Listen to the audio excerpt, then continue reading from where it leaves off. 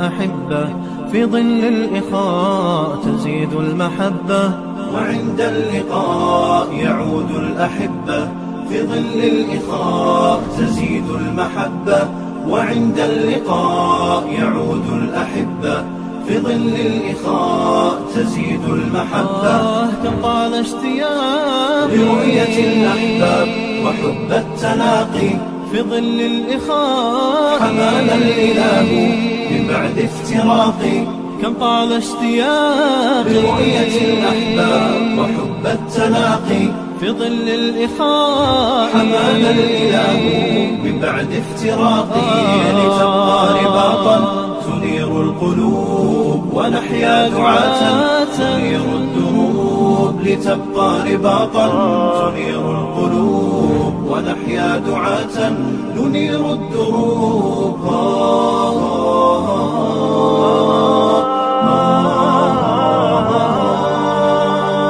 وعند اللقاء يعود الأحبة في ظل الإخاء تزيد المحبة وعند اللقاء يعود الأحبة في ظل الإخاء. السلام علیکم ورحمۃ اللہ وبرکاتہ.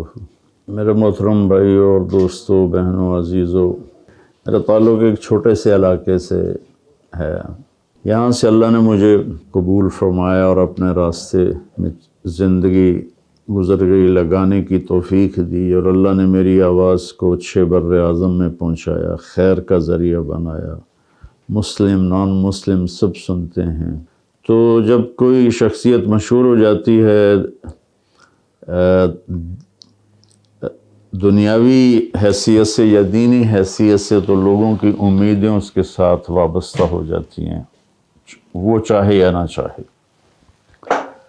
تو اللہ تعالیٰ کے فضل و کرم سے ہم اپنے علاقے میں باحیثیت تھے، اور پہلے بھی ہم لوگوں کی خدمت کرتے تھے.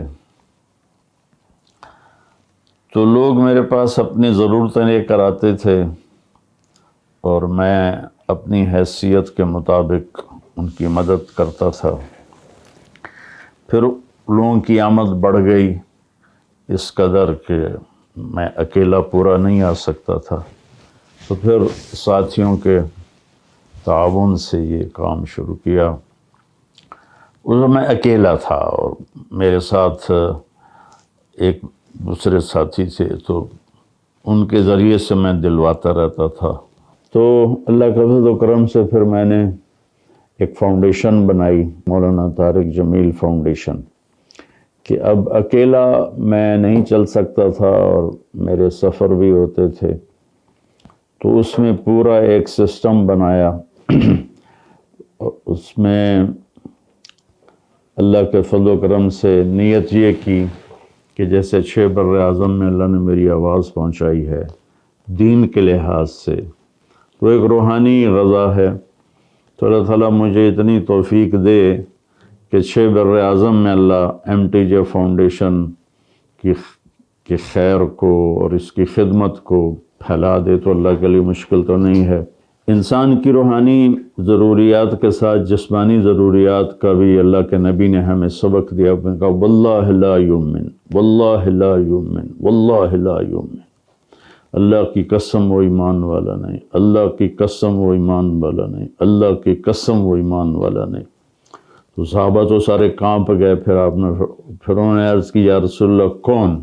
آپ نے فرمایا واللہ لا یؤمن، اللہ کی قسم ایمان والا نہیں. انہوں نے کہا جی کون یا رسول اللہ؟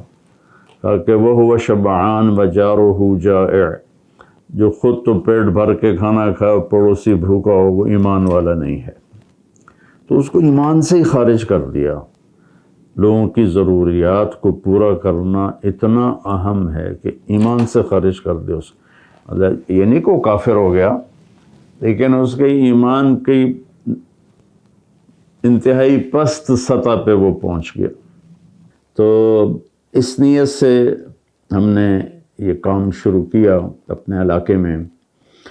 اس میں صرف مریض نہیں بلکہ کسی کی شادی ہے، کسی کے مکان گر گیا ہے، کسی کی چھت گر گئی ہے، کوئی مقروض ہو گیا ہے، کوئی کسی بھی مسئلے میں پھنس گیا ہے، صرف علاج نہیں، تو اس کی ہم خدمت کریں، اس کی اس ضرورت کو پورا کریں۔ لوگ تعاون کرتے ہیں، اعتماد کرتے ہیں، تو اس کو ہم آگے استعمال کرتے ہیں، اللہ کا فضل ہے، اور پورا اس کا آڈٹ ہے، اور ایک ایک پیسے کا حساب ہے، کوئی آ کے ہمیں دیکھ لے، پرکھ لے۔ تو بھائیو، آپ سبھی تعاون کی درخواست ہے کہ ہم اس کام میں آگے بڑھیں اور لوگوں کی ضرورتوں کو پورا کریں، ان کے کام آئیں، کسی کی دعا لگے گی اور ہمارا کام بن جائے گا۔ تو انسانی خدمت، اس وقت ہمارا سارا اسلام صرف عبادات پہ چل رہا ہے، تو جو اللہ کے نبی نے انسانیت کی خدمت سکھائی، وہ ہم بالکل اس سے غافل ہیں اور اس کی طرف ہمارا دھیان کوئی نہیں ہے۔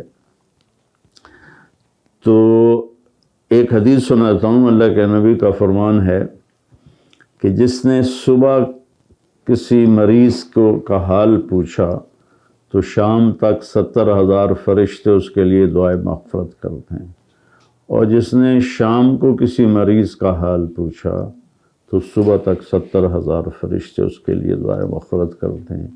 جو کسی مسلمان کی ایک حاجت کو پورا کرتا ہے، اللہ اس کی 70 حاجات کو پورا کرتے ہیں۔ 70 سے مراد 70 نہیں، بلکہ ساری، عربی میں 70 کا لفظ جو آتا ہے وہ کثرت کے لیے آتا ہے، زیادہ کے لیے آتا ہے، یعنی اللہ اس کی ساری ضروریات پورا کرتا ہے۔ میں ایک اور واقعہ سناتا ہوں۔ عبداللہ بن عباس رضی اللہ تعالیٰ عنہ اعتکاف میں تھے، اور ایک شخص آیا اور آ کے غمگین ہو کے بیٹھ گیا، تو آپ نے فرمایا کیا ہوا ہے؟ کہا جی بس وہ ایک مسئلہ ہے فلاں دو ساتھی کے ساتھ، تو وہ حل نہیں ہو رہا۔ تو آپ نے فرمایا تم کیا چاہتے ہو کہ میں تمہاری سفارش کروں؟ کہ جی ہاں۔ تو اٹھے اور جوتا پہن کے چل دیے، تو وہ کہنے لگا آپ تو اعتکاف میں تھے مسجد نبوی۔ تو انہوں نے ایسے اشارہ کیا کہ اس قبر والے صلی اللہ علیہ وسلم سے سنا، اور ابھی زمانہ دور کا نہیں، ساتھ ہی رونے لگے کہ جو کسی مسلمان بھائی کی ضرورت کے لیے چلتا ہے، چاہے کام پورا ہو یا نہ ہو، اس کو 10 سال کے اعتکاف کا اجر ملتا ہے۔ تو اللہ کے نبی کا فرمان ہے کہ سائل کا حق بن جاتا ہے، چاہے وہ سواری پہ سوار ہو کر آئے، تو اس کا حق بن جاتا ہے۔ تم دے سکو یا نہ دے سکو وہ الگ بات ہے، لیکن تم یہ نہیں کہہ سکتے کہ تم تو سواری کے مالک ہو، تم کیسے مانگنے آ گئے ہو۔ تو اللہ نے سائل کا اما السائل فلا تنہر، اللہ کے نبی کو خاص طور پر فرمایا کہ سائل کو میرے نبی آپ نے کبھی سخت بول نہیں بولنا، سائل کو کبھی سخت بول نہیں بولنا۔ کتنی بچیاں ہیں جو بیٹھی ہوئی ہیں کہ ہمارے ہاں جہیز کی لعنت ہے کہ جہیز پورا نہیں جی، رشتہ کیسے کریں۔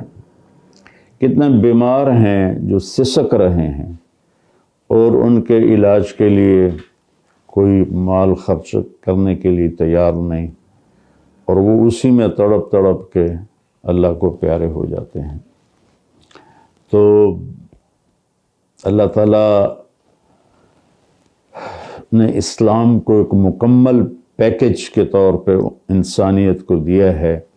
اس میں اللہ کی بندگی، عبادات بھی ہیں، وہ تو مختصر سی ہیں، 5 نمازیں، 30 روزے، سال میں 1 دفعہ زکوٰۃ، زندگی میں 1 دفعہ حج۔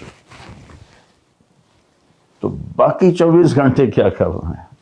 وہ لوگوں کی خدمت ہے۔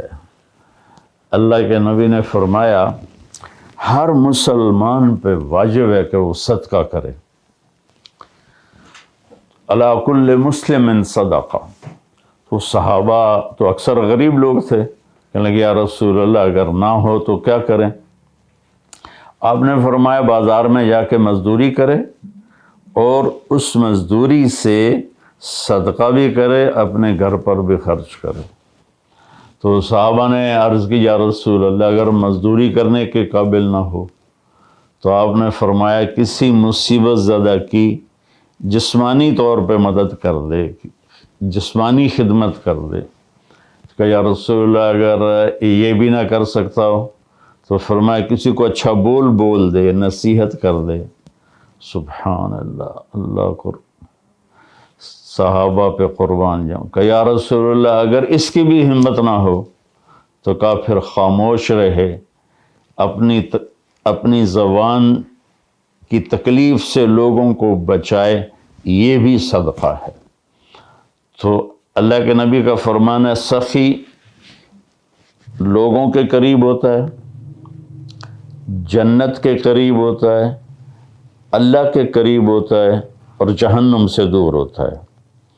اور مال بنانے والا، بٹورنے والا اور مال جمع کرنے والا یعنی کنجوس لوگوں سے دور ہوتا ہے، جنت سے دور ہوتا ہے، اللہ سے دور ہوتا ہے، جہنم کے قریب ہوتا ہے۔